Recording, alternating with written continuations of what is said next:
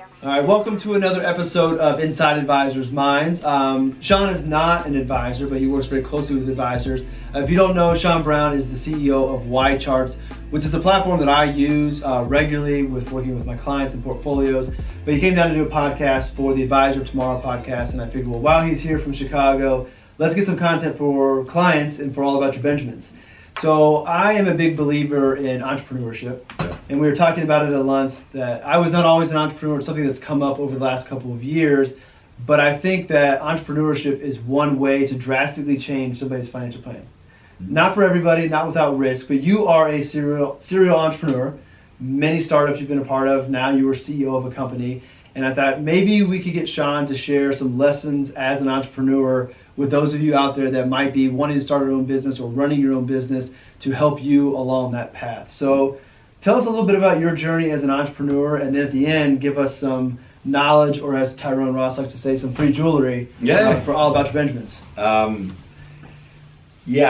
been really blessed to work at several different startups, all the way from writing the business plan from scratch and going without a paycheck for an extended period of time, where created some stress for my now wife and I. But I love the world of startups and entrepreneurs. I just love the exhilaration of it. I'm not a big Las Vegas person, but I bet it's the same kind of chemicals flowing through your body when you know just how much is at stake with every decision you make. And I love the fact that as an entrepreneur you can move from I got an idea to I executed an idea within 10 minutes. And I love it, which is why I just keep coming back to do it again and again.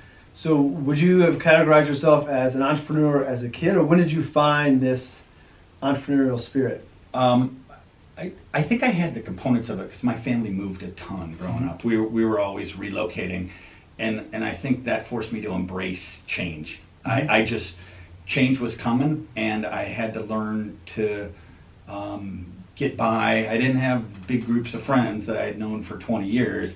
I had some family members, and I had myself.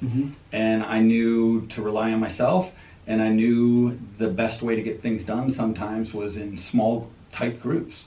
And so I think I had the DNA. I developed the DNA of an entrepreneur, but it took me, after my first 5 or 6 years of my career, to actually become an entrepreneur. So I joke that entrepreneurship is a bit of a sickness. And I don't know if you share the same thing, but what I mean by that is I was not an entrepreneur growing up. It's been as of recent, I've talked about that before, but now I constantly see opportunities as an entrepreneur to solve problems. So at lunch we were talking about my wife's business, and I know there's a business here to fix this problem that she has with the small vendors that she works with. I just don't have the time to figure it out.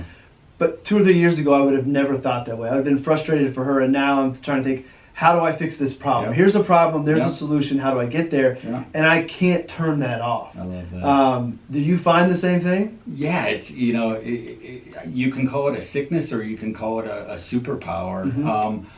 I like superpower, that's more positive. I think until you know entrepreneurship, you don't understand how close you are to truly solving annoyances, right? Somebody had to take a look at the shaving industry and go, why do I have to go to Gillette to buy a razor? How hard would it be to produce a razor and start Dollar Shave Club? When you're an entrepreneur, you know it's not that far. You know it's just blood, sweat, and tears and smarts. And so I agree with you. Once you have learned to develop the mindset, you've got this superpower that you take anything and you say, when we drive back from Indy to Chicago, I'll be thinking along the way, what would be a faster and better way to do that. I won't be complacent saying, well, it's always been done this way, because I've got a big company mindset. And the reason I say it's a sickness is I probably drive my wife crazy with ideas, and I'm quick to dismiss the ones that really aren't worth the time.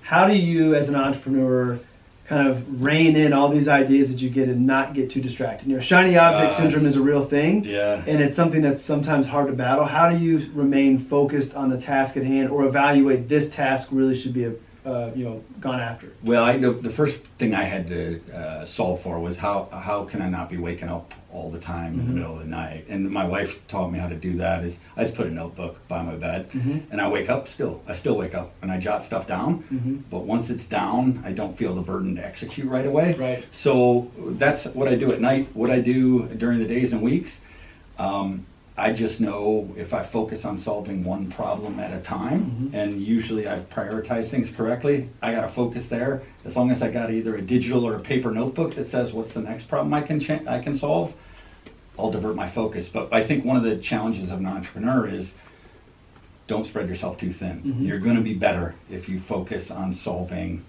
the thing you probably have right in front of you or right near you. Don't get too diverted because you honestly don't have time, and you may not have the expenses to solve too many problems at once. So if you were going to, that may have been it, but if you were going to leave the viewers with one thing they remember from this conversation as an entrepreneur, what would be the one message you'd want to put in front of an entrepreneur? Biggest takeaway for them. What would you leave them with? If you are passionate about it and you have self-confidence and faith, do it. Don't ever wait for the moment where you're supposedly ready, and don't ever stack up all the reasons you shouldn't do it. If you feel passionately about it and you love it, do it. Good things tend to happen. You'll always find a reason to not be ready. Yeah. There's always another paycheck you want to get or a bonus you're going to get. Like, make that leap of faith. You have a good gut. Make the leap of faith and just do it. I would add to that. I would agree with that. I think that you mentioned leap of faith, and this is what I tell entrepreneurs: is that going whatever it is, if it's starting a business or starting a new product, whatever it might be, there's a leap. But there's certain things you can do to shorten that leap to increase your success. And as a financial advisor, I think one of those things is having a financial plan, whether it's the financial plan that extends all the way out to retirement, or if it is a financial plan for this business opportunity. But if you can shorten that jump, then that makes it less scary, one, and it's more likely that you're going to make it to the other side. It's always guaranteed. Part of entrepreneurship is failing, but that's part of the ride. I think that's why it's so exciting, and I also think that's why the payoff is so great. At YCharts, you guys deal with investments. There's no return without taking on risk, and the more risk you take, the higher the return. Same thing with starting a business and being an entrepreneur, but you can do things and be responsible and not being reckless the way you go about doing it. And presumably you're doing it and you're hoping that there's a way to monetize your idea. Intimately know who you think to be your customer. Really know when do they wake up, what do they do at 10 a.m., what do they do right before that problem you're trying to solve for them, and what do they do right after? If you are really honed in, not on you and the beauty of your ideas and how smart you are, but on saying this is a valuable, meaningful, important problem I'm solving, and I really, really understand the people I'm targeting that, it's not that hard. Doesn't mean it's guaranteed, but it means you got a good chance, and you're going to execute so fast and be so exhilarated that, God forbid you failed, you're going to learn a ton. Final question. You're a parent. I'm a parent. I want so badly for my boys to have that entrepreneurial spirit in them. You were telling me a story about your daughter, and it sounds like she has that in her. As a parent, what is a good way to take that mindset and expose your children to it? You can't force them, but expose them and try to help them develop that. What have you done with your kids that you think helped your daughter come up with this business idea of these purses that she brought back from vacation? I just encourage my kids to take risks, and whether that risk is going and sitting at a different table at lunch, because that's a risk for them. Put yourself out there and stretch yourself. If it happens to be a business idea, don't just think about it, do it. If you say you want to learn an instrument, but your family's got no grounding in it, do it. And I think the best way to give kids an entrepreneurial DNA is just say, take some risks, but talk me through them. Make sure they're calculated risks, and make sure you've thought through them so you understand whether that risk is worth what you're getting into. I'm not encouraging anybody to take a risk to jump off a cliff. Right. I am encouraging kids to, if you want to learn how to do some amazing things athletically, go at it, be safe, but think it through, and then just do it. Sounds good. All right, Sean, where can everybody find you if they want to follow you on social media? Social media. If they want to find me geographically, they got to go all the way to Chicago. But social media, I'm at Sean_YCharts. All right. I will link to that below the video on both YouTube and on the blog. I appreciate you taking the time to come down and also for sharing some of your wisdom as an entrepreneur with those of you out there that have an interest in becoming an entrepreneur or if you already are one. So thanks for watching, and we'll see you all in the next episode.